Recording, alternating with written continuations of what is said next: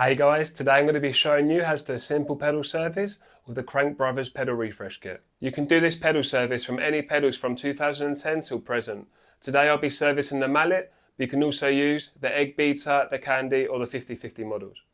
As you can see, these have had a fair bit of use and a lot of play between the spindle and pedal cage.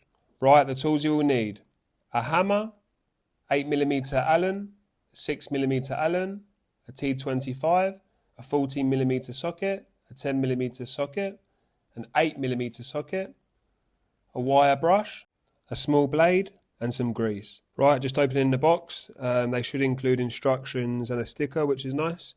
Here I'm just organising all the O-rings and the bushings and the bearings. They even include a punch to help you knock out the bearing from the pedal. I like to have it all neatly laid out before I start. First things first, I'm going to remove the pedal end cap and place it to the side. To remove the spindle nut, you're going to need an 8mm Allen and an 8mm socket. Just place that to the side too. Alright, taking the spindle out, as you can see it's pretty dirty.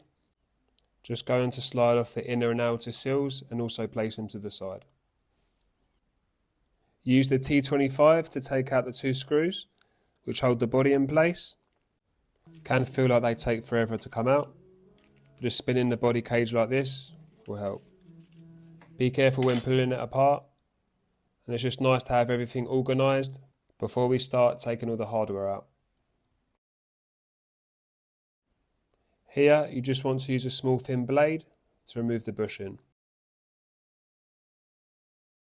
Carefully poke out the rubber O-ring which sits inside, and then just repeat this step on the other pedal cage.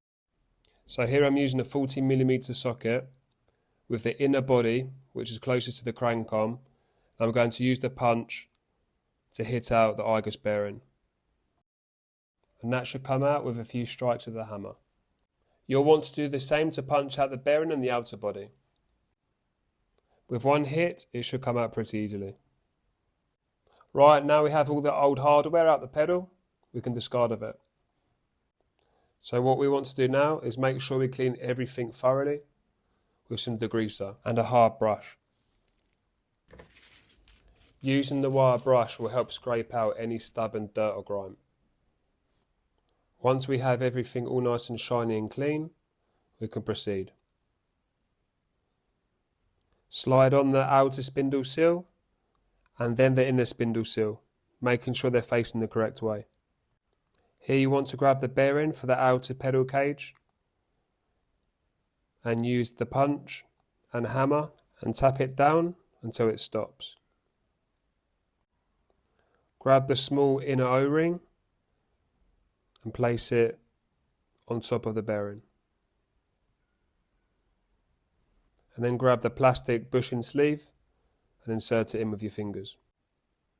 So here I'm just going to grab the IGUS bearing and using the 8mm socket to hammer it in. Just make sure it's placed in correctly all the way. Just like the other side, you want to place in the rubber O-ring, but please note on the inner cage, the bushing sleeve is bigger. Right, nearly there. This part can be quite fiddly. With everything lined up, we should be able to slide both pedal bodies back together.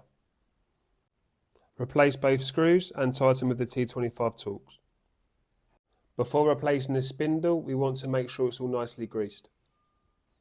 Just going to carefully place the spindle back into the pedal. Here we're going to grab the new spindle nut and tighten to 4 Newton meters. And last but not least, we want to replace with a new pedal end cap. And there we go, pedals like new.